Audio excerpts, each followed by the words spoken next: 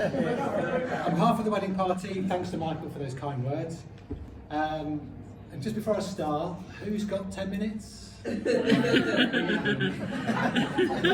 got 5 times?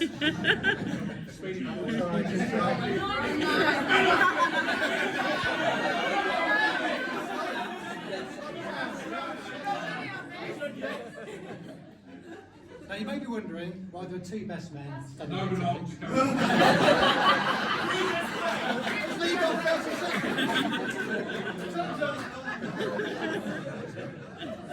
Some of you may be wondering, who's spooning it out? Who's timing anyway? I know you said 10 minutes, what did you say, 10 minutes?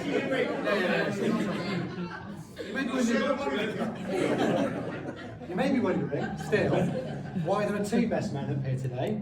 No, we're not. No, we're not. Michael wanted to appoint 1 best man, but he couldn't find one. So he's got 2 average ones instead. For those of you who don't know us, I'm John, this is Jamie. Yes, we are brothers. No, we're not twins. And incredibly, we have the same genes as Michael. Being our older cousin, we've known him literally all our lives. And I've got some very cute pictures if anyone wants to see them.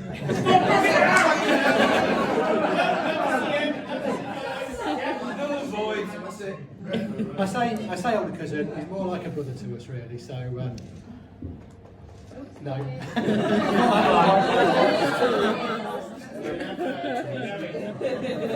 So it really is an honour and a privilege to be here today. Plus, it's a great excuse not to go to work. And what a fabulous day it's been so far. And Lucy may be the 3rd person to say how amazing you look today. Michael is a very lucky man.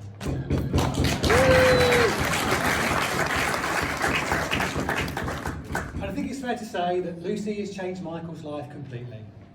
Before they met and Lucy moved up to Great Glen, Michael used to spend all his time down the Oak in the shadow.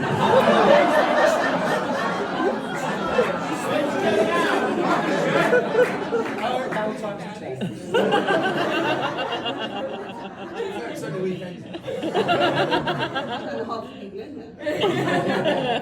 So it is customary on these occasions for the best man or men to embarrass the groom. I can assure you he's perfectly capable of doing it on his own. As a video at Lucy's 40th birthday will help testify. And anyway, how can you embarrass someone with a music collection that contains Level 42, Harry Styles, and once described Robbie Williams Nothing wrong with that. as one of the great singers. He once claimed, "I'd like to see Frank Sinatra sing Rock DJ."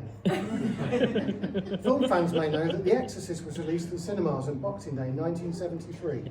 By sheer coincidence, it was just 1 day later that Michael was born.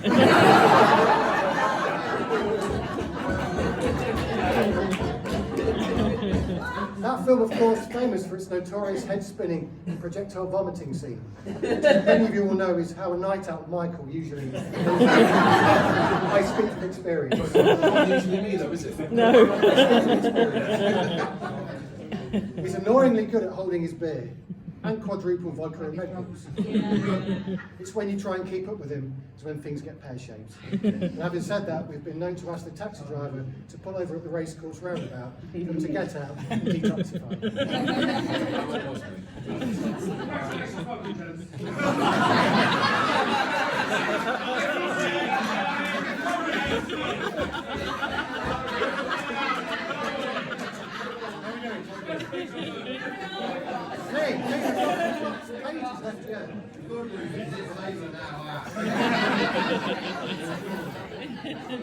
So we know him as Michael, you may know him as Mike or Hinksy. If you played cricket back in the day, you would know him as Seal or Pamela. I won't tell you why. If anyone knows how to Gardner, ask him. But let's stick with Michael for now. So Michael was born in Germany, but the Hinks family moved to Great Glen in 1993.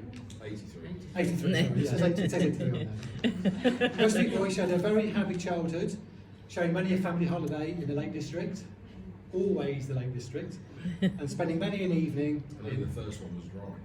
Was it? Yeah. Many an evening in the weekends, playing football and cricket down the rec. You'd never believe it, Michael was quite the athlete back in the day.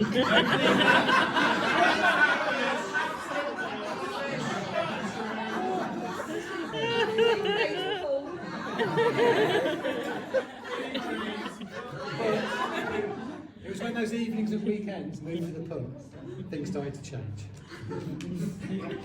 I'll bloody best cricket one, While living in Glen, the majority of Michael's school years were spent at Gordon's Boys' School. And it's great to have a couple of the lads here from the school with one apology. An apology from Steve O'Hara.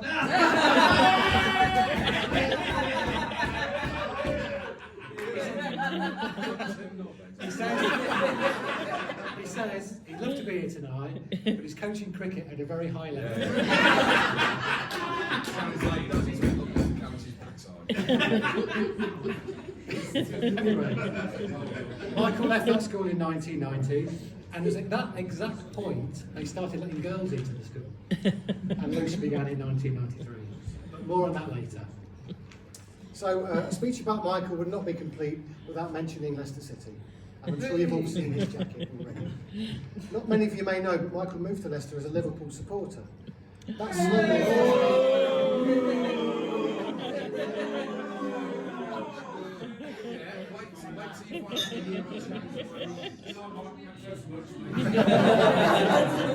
Shake your stick, mate. What to say? Well, it slowly and inexplicably changed through the 80s, as who wouldn't want to see a team struggling in the bottom half of the second division instead of the best team in Europe?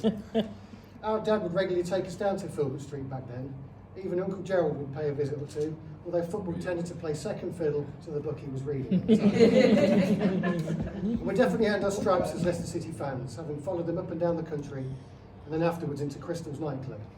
One night, after a heavy defeat away at Watford, Michael spotted Chrome Dome midfield legend Steve Agnew alone at the bar. So he wandered over to him to cheer him up and buy him a pint. They've remained firm strangers ever since. In fact, he was very good at star spotting on many away trips. I remember one Saturday afternoon when we were trying to find Selhurst Park. I was concentrating very hard on the directions when suddenly from the passenger seat I heard, "There's Andy Peters!"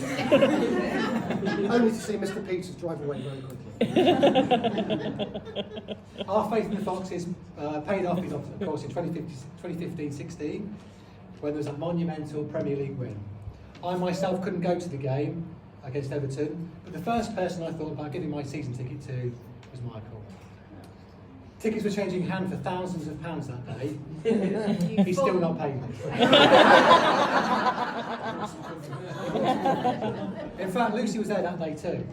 They'd been dating for a few months, having met at the Gordon's school reunion a few months earlier, June the 27th, 2015. Michael told me last night he'll never forget that date because it's tattooed on his arm. Lucy didn't have a ticket, but she came up to the King Power anyway to join in the pre-match celebrations. Michael went to the game, Lucy went to the pub. And met up afterwards to join the celebrations. I think that was a sign they make a good pair. Michael's other great passion is golf. Something he celebrated on his stag do, a golfing weekend down in Guildford. We didn't go, being awful at golf. It was Oxford. Oxford, oh sorry. It changed, it was going to be good. Wasn't okay. But we didn't go, we're awful at golf, me and Jamie. So Michael's team apparently won the ball on the first day. Yeah. I say apparently, because didn't the scorecard go missing? Yeah, I blame the captain. Mysteriously. But Michael's still claiming the winnings, but the lads on the trip think he might have hidden it to avoid his own embarrassing score. Mark, come and Tom. Mark, how's your back for that carrying? I outscored him. I definitely outscored him. Anyway, in many ways, marriage is like a game of golf. It's very expensive. Teamwork is important, and the more you work at it, the better it gets. But in the end, you end up carrying all the bags. We're going to keep practicing, avoid the hazards, but above all, enjoy the ride. The most important advice I can give to Michael is look after your balls.